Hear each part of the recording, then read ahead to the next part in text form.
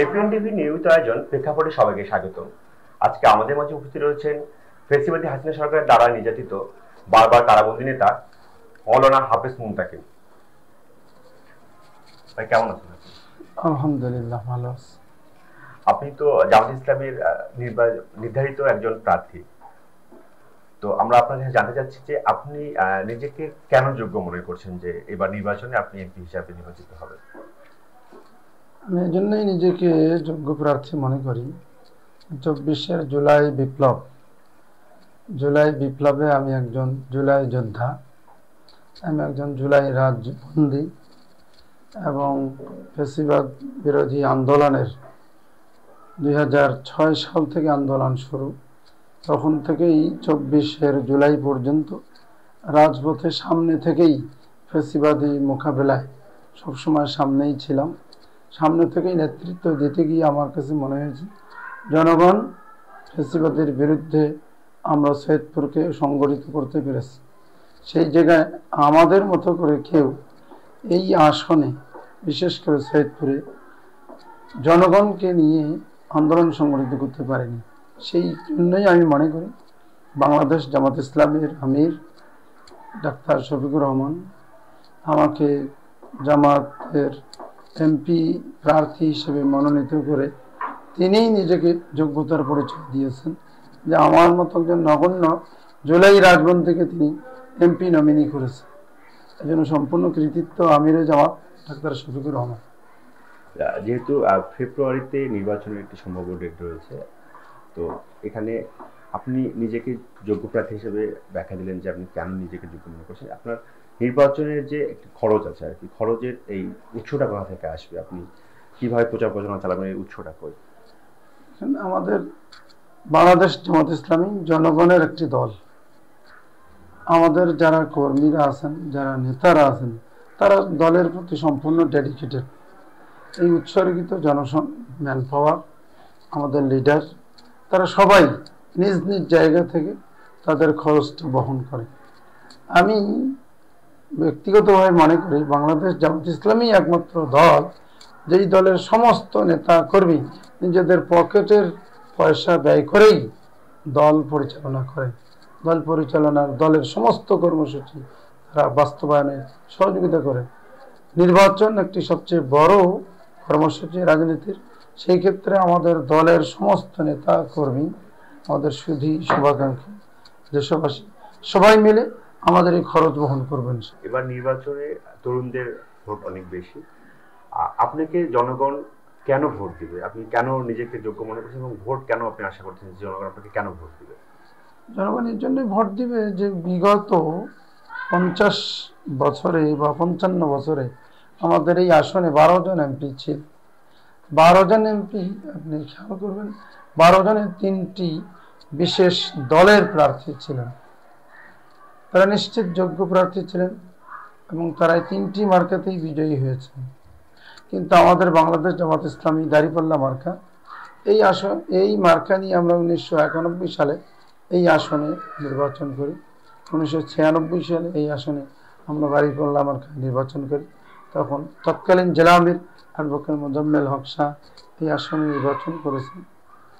তো সেই দিক থেকে আমরা মনে করি বাংলাদেশের জনগণ জুলাই বিপ্লবের পর নতুন একটি প্রেক্ষাপটে তারা নতুন একটি চিন্তার খোরাক পেয়েছে। যে আমরা বিগত দিনে সব দলকেই দেখেছি তারা কিভাবে দেশ পরিচালনা করেছে। এখন আমরা নতুন করে আরেকটি দল, যে দলটি ইতিমধ্যেই বাংলাদেশের জনগণের আকাঙ্ক্ষার প্রতীক হয়ে উঠেছে এবং এই দলের নেতা কর্মীরা ইতিমধ্যেই বাংলাদেশের জনগণের কাছে সবচেয়ে জননন্দিত নেতায় পরিণত হয়েছে। সেই জায়গায় আমরা বলতে চাই বাংলাদেশ জামাত ইসলামী একমাত্র দল যারা এই বর্তমান পরিবর্তিত পরিস্থিতিতে দেশকে নেতৃত্ব দিতে সক্ষম। সেই কারণে আমিও মনে করি বাংলাদেশ জামাত ইসলামীর একজন নেতা হিসেবে, সৈয়দপুর উপজেলার আমির হিসেবে, জেলা মজলিসের শুরার সদস্য হিসেবে এই এলাকার জনগণ এখন জামাত ইসলামীকেই আমাদের এই আসনের নেতৃত্ব দেওয়ার জন্য একমাত্র বিকল্প হিসেবে বেছে নেবে। যেহেতু নির্বাচন পিআর পদ্ধতিতে আপনারা নির্বাচন চাচ্ছেন, আসলে পিআর পদ্ধতির যে বিষয়টা, এটা কিন্তু আসলে সাধারণ জনগণ এই বিষয়টা কি পরিষ্কার না যে আসলে পিয়ার পদ্ধতিতে নির্বাচন হলে তারা কিভাবে তাদের প্রার্থীকে নির্বাচন করবে। আসলেই নির্বাচন পিয়ার পদ্ধতিতে এখানে এই আসনে যদি কেউ আসে তাহলে তারা আসলে তাদের কাছ থেকে উন্নয়ন পাবে কিনা, এই বিষয়টা যদি একটু ক্লিয়ার করতে। পিয়ার পদ্ধতি দেখুন যে গোটা বিশ্বের প্রায় 93টি দেশে চালু আছে, সুইজারল্যান্ড, ডেনমার্ক সহ, বেলজিয়াম, 93টি দেশে পিয়ার চালু আছে।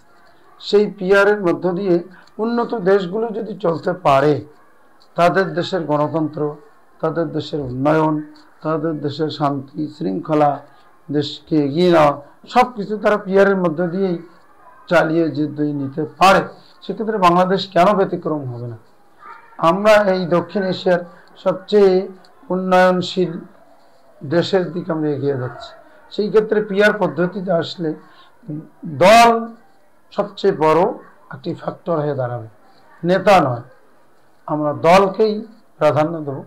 এই দলের ম্যানিফেস্টো, দলের ইশতেহার, দলের কর্মসূচি, দলের শৃঙ্খলা, দলের কর্মসূচি সহ সব ধরনের বিষয়গুলো সামনে আসবে। তখন দল যখন একটা দেশকে নেতৃত্ব দিবে, তখন দেশ নিশ্চিতভাবে উন্নত দেশের দিকে আমরা চলে যেতে পারবো। সেই ক্ষেত্রে পিআর একটি বিরাট ভূমিকা রাখবে। সেক্ষেত্রে সবচেয়ে যেটা জরুরি বিষয় আমাদের সামনে, সেটা হলো যে আমাদের এই নীলফামারী 4 আসন সহ 300 আসনে কে এমপি হবেন, এটা দল নির্ধারণ করে দেবে সংখ্যানুপাতিক পদ্ধতিতে। সেই ক্ষেত্রে আমরা যদি এখানে সবচেয়ে বেশি ভোট পেয়ে যাই, তা আমরাই এখানে আমরা এমপি হয়ে যাব। এখানে সংখ্যার উপরে ভিত্তি করেই এমপি নির্বাচিত হবে। যার দলের যত ভোট বেশি এবং যেই আসনে যেই দলের ভোট বেশি, সেই দলের এমপি নির্বাচিত হবে। সেক্ষেত্রে আশঙ্কার কোনো কারণেই নাই। এখানে আমরা যদি কম ভোট পাই, তাহলে আমরা এখানে এমপি হতে পারবো না। আমরা যদি এখানে বেশি ভোট পেয়ে যাই, আমরা এমপি হব। এই দিক থেকে জনগণের কোনো আশঙ্কা বা কোনো ধরনের দুশ্চিন্তার কোনো কারণেই, এই জিনিসটা আমরা বোঝাতে চেয়েছি গোটা দেশবাসীকে যে আসুন, পিআর পদ্ধতি হলে কোনো নেতা আর মনোনয়ন বাণিজ্যের ক্ষেত্রে দল কোনো ভূমিকা রাখবে না, জনগণ হবে তখন নেতা নির্বাচনে একমাত্র সহায়ক, দল নয়। এখন তো আমরা দলকে দায়িত্ব দিয়েছি নেতা নির্বাচনের ক্ষেত্রে। সেই কারণে দলের যারা মনোনয়ন প্রত্যাশী, সেখানে একটা মনোনয়ন বাণিজ্য তৈরি হয়, সেখানে দলের একটা সিন্ডিকেটের রাজনীতির পথ তৈরি হয়। সেই জায়গার আমরা ভেঙে নতুন একটি শাসন ব্যবস্থার দিকে যেতে চাই, নির্বাচন ব্যবস্থার দিকে যেতে চাই। সেইখানে দল যাকে নমিনেট করবে সেইটা বড় ফ্যাক্টর হবে না, বরং যিনি ভোট বেশি পাবেন জনগণের, তিনি এমপি হবেন। এইখানে জনগণ নেতা নির্বাচন করবে। সেক্ষেত্রে মনোনয়ন বাণিজ্য, দলের দুর্বৃত্তায়ন, এগুলো বন্ধ হবে। আপনার নির্বাচন ফেব্রুয়ারিতে, আপনি 4 আসন থেকে প্রার্থী। আপনার নির্বাচনী ইস্তিহার কি, আপনি কি করতে চান এই অঞ্চলের জন্য? আমাদের নির্বাচনী ইস্তিহারের মূল বিষয় হলো যে আমাদের সৈয়দপুর এবং কিশোরগঞ্জ 4,46,000 ভোটার সমৃদ্ধ, প্রায় 7 লক্ষ মানুষের বসবাস। বিশেষ করে সৈয়দপুর শহরে 1,03,000 ভোটার, প্রায় 3 লক্ষ মানুষ এখানে বসবাস করেন। এই সৈয়দপুর অঞ্চল গোটা রংপুর অঞ্চলের একটি বাণিজ্য সমৃদ্ধ একটি অঞ্চল, শিল্প সমৃদ্ধ একটি অঞ্চল, শিক্ষা সমৃদ্ধ একটি অঞ্চল। সেই অঞ্চলকে আমরা মনে করি যদি সৈয়দপুর এগিয়ে যায় তো দেশ এগিয়ে যাবে। আমরা একটা কথা বলে থাকি যে বাংলাদেশের রাজধানী ঢাকা, আমি মনে করি সৈয়দপুর হলো ঢাকার রাজধানী। সেই দিক থেকে আমরা সৈয়দপুরকে এগিয়ে নিতে চাই। সেই ক্ষেত্রে আমরা বলবো এখানে আমাদের যে বাংলাদেশের সবচেয়ে বড় রেলওয়ে কারখানা, সেটার আধুনিকায়ন এবং সম্প্রসারণ প্রয়োজন।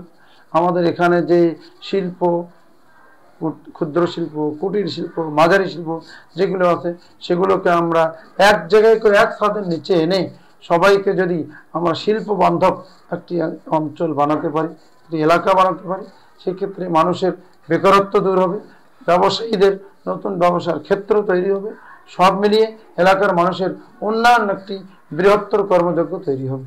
সেইখানে আমাদের এখানে যে এয়ারপোর্ট আছে, বিমানবন্দর, এই বিমানবন্দরকে আমরা আঞ্চলিক বিমানবন্দরে উন্নীত করতে পারি এবং এই এয়ারপোর্টকে কাজে লাগিয়ে এখানকার যে ব্যবসার যতগুলো মালামাল এবং কারখানায় উৎপাদিত যত পণ্য সহজেই যদি আমরা সৈয়দপুর এয়ারপোর্ট থেকে চিটাগাং পোর্টে নিতে পারি, সেক্ষেত্রে ব্যবসার এক নতুন দ্বার উন্মোচিত হবে।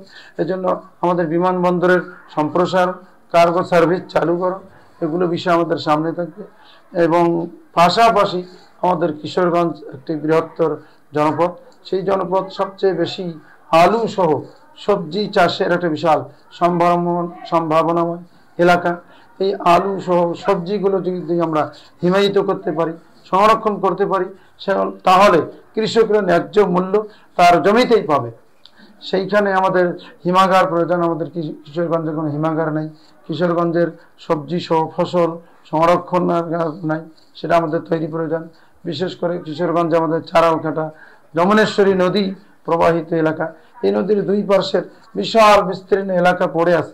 সেগুলো যদি আমরা বিশাল একটা প্রকল্প নিয়ে সেই নদীটাকে দুই পারে শাসন করে আমরা জমিগুলো যদি উদ্ধার করতে পারি, প্রকৃত কৃষকদের হাতে সেটা ফিরিয়ে দিলে কৃষকদের হাতে সেই জমি ফসল ফলিয়ে আমাদের এই এলাকাকে উন্নত করতে পারে। এর পাশাপাশি আমাদের কিশোরগঞ্জে বাফলার বিল নামে একটা বিরাট একটি বিল আছে। সেই বিলটি এখন দখলদারদের হাতে জিম্মি। সেই বিলটি উদ্ধার করে আমরা সেখানে মৎস্য চাষের একটা অভয়ারণ্য বানাতে পারি। আমাদের এখানে স্বাদুপানির উপকেন্দ্র আছে সৈয়দপুরে, তাদেরকে আমরা যদি সেখানে সেই জায়গাটা দিতে পারি, তারা সেখানে আমাদের স্বাদুপানিতে মৎস্য চাষ করে নতুন নতুন মাছের আমাদের প্রাণীজ আমিষ ঘাটতি পূরণ করার ক্ষেত্রে সহায়ক হবে। আমরা সব মিলিয়ে সৈয়দপুর এবং কিশোরগঞ্জ হবে রংপুর অঞ্চলের উন্নয়ন একটি কেন্দ্রবিন্দু। সেই জায়গায় আমরা নিয়ে যেতে চাই। আগামী দিনের নতুন বাংলাদেশ বিনির্মাণের ক্ষেত্রে সৈয়দপুর হবে গোটা বাংলাদেশের অগ্রদূত।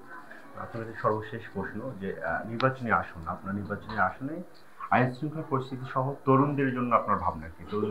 তরুণদের ভাবনা এটাই, ইতিমধ্যে আমাদের বাংলাদেশ জামাত ইসলামীর আমিরে জামাত বলে দিয়েছেন যে যত শিক্ষিত মানুষ বিশ্ববিদ্যালয় কলেজ থেকে পড়াশোনা করে বের হয়ে আসবে, একদিকে বের হয়ে আসবে সার্টিফিকেট নিয়ে, আর একদিকে সে অ্যাপয়েন্টমেন্ট লেটার পেয়ে যাবে চাকরির জন্য।